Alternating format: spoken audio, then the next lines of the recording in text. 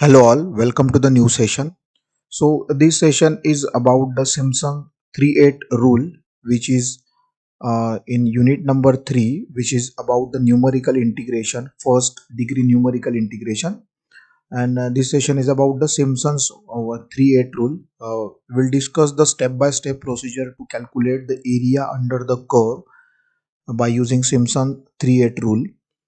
Previous video is about the trapezoidal rule and Simpson's 1/3 rule. So जो basics जो steps है जो कि हमने ट्रेपोजाइडल रूल और सिम्पसन्स 1/3 रूल के वीडियो में हमने देखे थे. So almost 90% numerical is same as a previous numerical. Only you have to change the final equation uh, to calculate the area under the curve. If the trapezoidal rule is there, the final equation to calculate the area under the curve is different. If you are using Simpson's 1/3 rule, so the last equation is different. And in case of the Simpson's 3/8 rule, again the 90% steps are same as the previous two numerical. Only the difference is final equation or final formula, you can say. So we will discuss the step-by-step procedure to calculate area under the curve. So let's move towards the numerical directly. So here you can see the numerical. So here evaluate the integration of 0 to 1 sin x divided by 2 plus 3 sin x dx. So this function is given in the numerical. Using Simpson 3/8 rule, take 6 strips, right? So this kind of numerical is given to us, so we have to calculate the area under the curve. So already we know the different step which we are already discussed in trapezoidal rule and Simpson's 1/3 rule. तो same steps हमें यहाँ पे भी follow करने हैं. और जो last equation है उसके बारे में आपको मैं लास्ट में बताऊंगा कि वो इक्वेशन कौन सा यूज करना है जब आप सिम्पसन्स 3/8 रूल यूज करोगे कैलकुलेट करने के लिए area under the curve. So let's start the numerical. हम स्टेप बाय स्टेप फिर से स्टार्ट करते हैं न्यूमेरिकल सॉल्व करना. सो सबसे पहले हम लिखते हैं गिवन डेटा जो कि हमें न्यूमेरिकल में गिवन दिया है वो हम लिख लेंगे पहले. So write down given.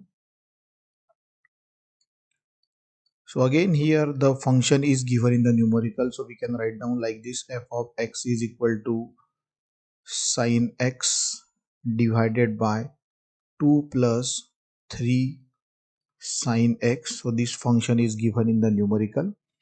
Again the limits are also given in the numerical, upper limit and lower limit. So here x0 is equal to 0 upper limit, and lower limit, and upper limit is 1. So here xn is equal to 1, and number of strips means n is given in the numerical, so n is equal to 6 intervals, right? So ये सारा data हमें numerical में दिया है और हमें Simpson's 1/3 rule use करके area under the curve calculate करना है, राइट? सो सिमिलरली जैसे हमने ट्रेपोजाइडल रूल की केस में और सिम्पसन 1/3 रूल की केस में कैलकुलेट किया था, हम h की वैल्यू पहले कैलकुलेट करेंगे. So h is equal to, we know the formula for h, xn minus x0 divided by n. ये फॉर्मूला हमने लास्ट दो न्यूमेरिकल में भी सॉल्व किया था, यूज किया था. So 1 minus 0 divided by 6. So h is equal to 1 by 6, right? तो h की वैल्यू हमें मिल गई यहाँ पे.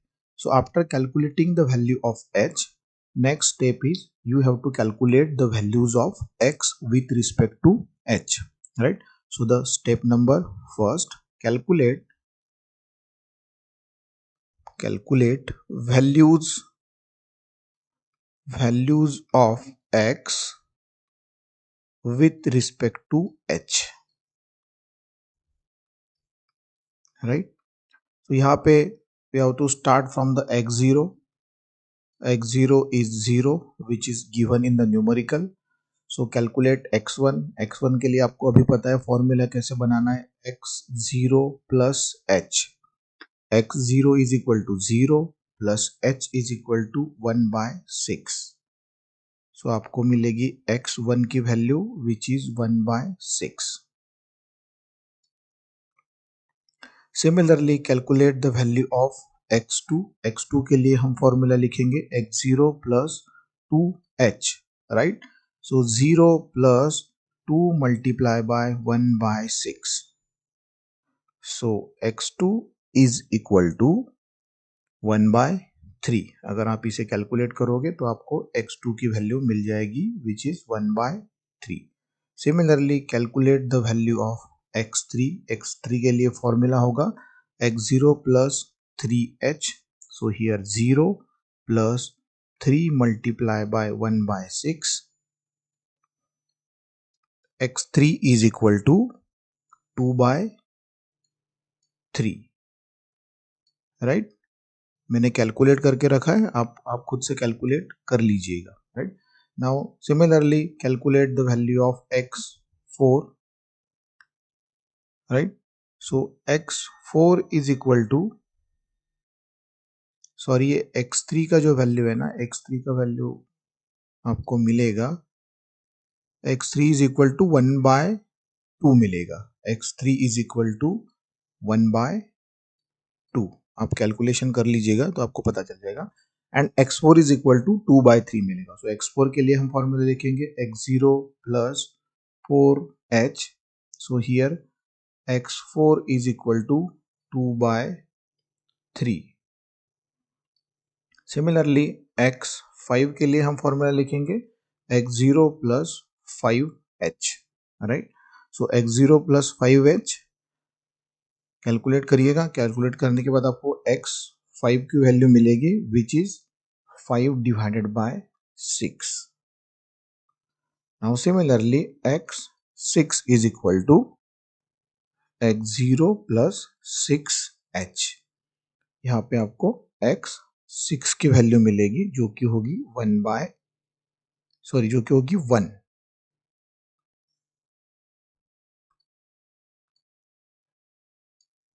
x6 is equal to 1,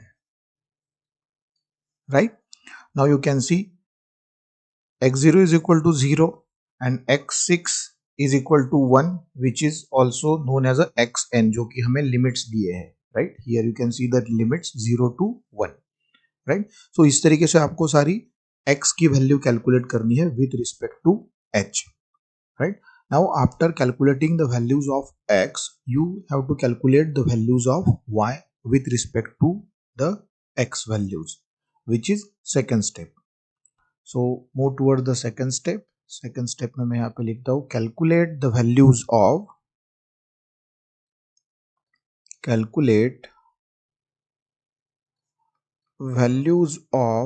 y with respect to the values of x.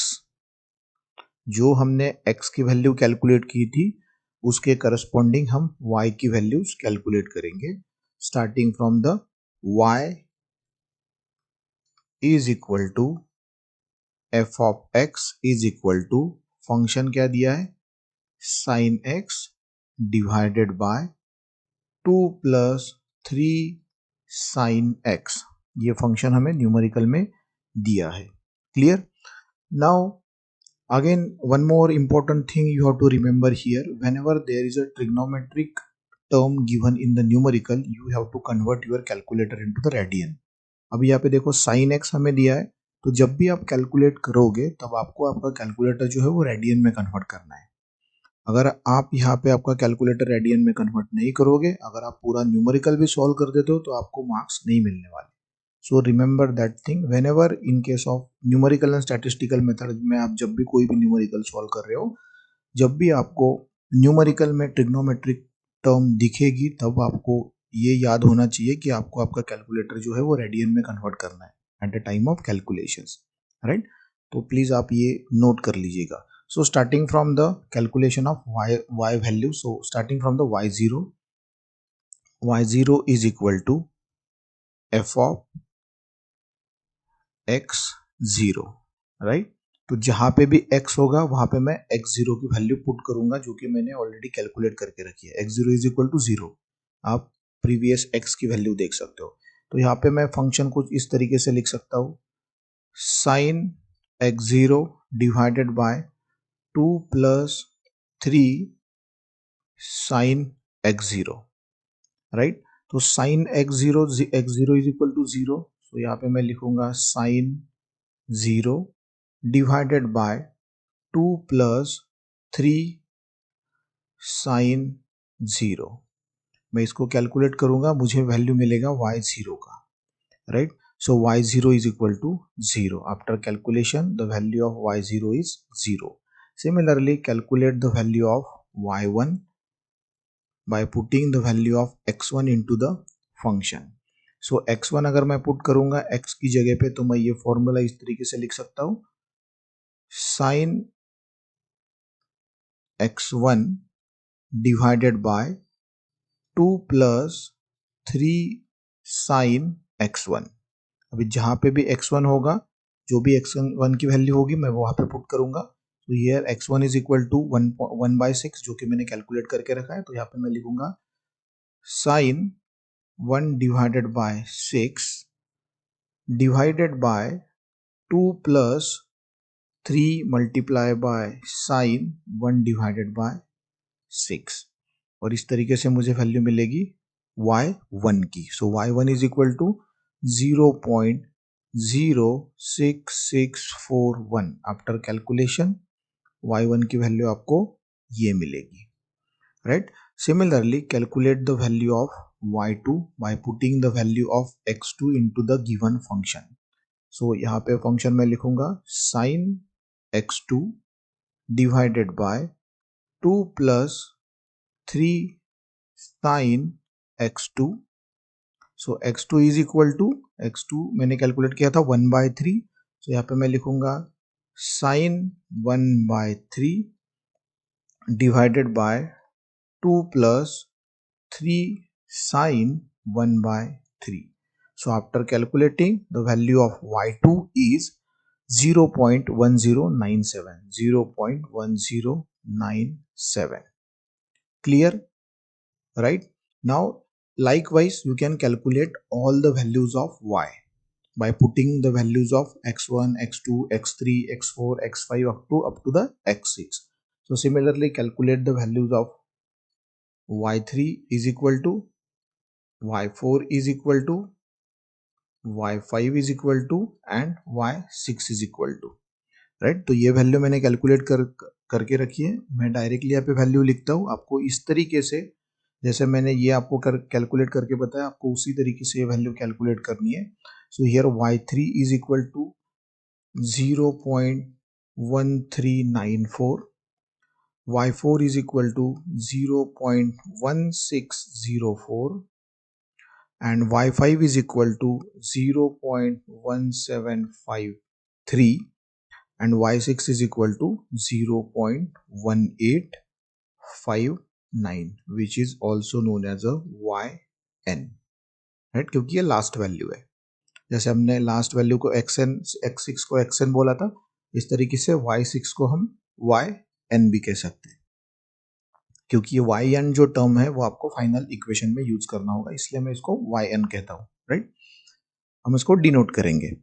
Now after calculating all the values of y, finally you have to use the Simpson's 1/3 rule and calculate the area under the curve, which is last step, right? So after calculating all these values of y, so the third and last step is to calculate the area under the curve. So third step, calculate area under the curve capital A, right? So इसके लिए by using Simpson 3/8 rule, by using Simpson 3/8 rule, अभी Simpson 3/8 rule क्या है? A is equal to, Simpson 3/8 rule का formula आप समझ लीजिए, 3h divided by 8 multiply by y0 plus yn plus 2 multiply by y terms which are multiple of 3, right, plus 3 into remaining terms of remaining terms of y। तो ये हो गया आपका Simpson's 3/8 rule का फॉर्मूला आपको फिर से मैं समझा देता हूँ। 3h divided by 8 into the bracket y0 plus yn, मतलब जो y0 और yn की वैल्यू हमने कैलकुलेट की है वो, plus 2 multiply by y terms which are multiple of 3, मतलब 3 के मल्टीपल में जो भी y की टर्म्स होगी, जैसे y3 y6, तो y6 तो नहीं हो सकता क्योंकि उसे हमने yn बोल दिया है, y6 y3 y6 y9, मतलब 3 के टेबल में जो जो टर्म्स आती है वो सारी टर्म्स आप यहाँ पे कंसिडर कर सकते हो, and plus 3 multiply bye all remaining terms of y। ये 3 मल्टीपल ऑफ 3 टर्म छोड़ के जितनी सारी टर्म्स बचेगी उसको multiple of 3।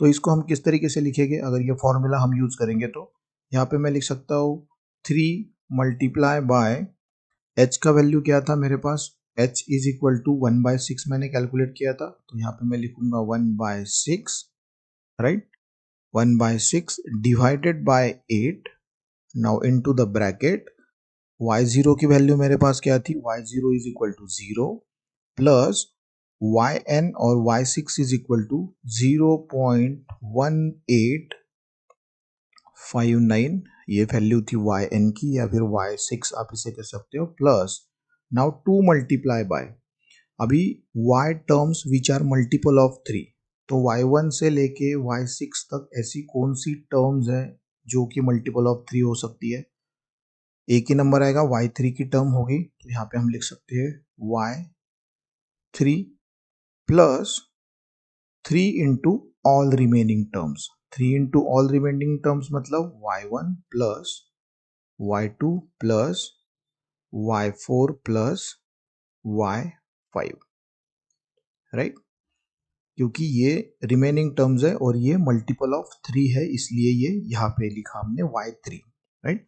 So put all the values of y into this equation, so 3 multiplied by 1/6 divided by 8 into 0 plus 0.1859 plus 2 multiply of y3 is equal to 0.1394 जो कि हमने कैलकुलेट किया है, plus 3 multiply bye y1 y2 y4 और y5 की values जो कि हमने कैलकुलेट करके रखी थी, which is 0.0664 plus 0.1097 plus 0.1604 plus 0.1753, right. तो इसको कैलकुलेट करोगे तो आपको मिलेगा एरिया अंडर द कर्व, और आंसर आपको मिलेगा आफ्टर कैलकुलेशन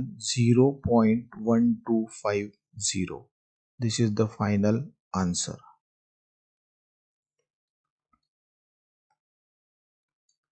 राइट। तो इस तरीके से आपको by using Simpson's 1/3 rule you can calculate the area under the curve, right?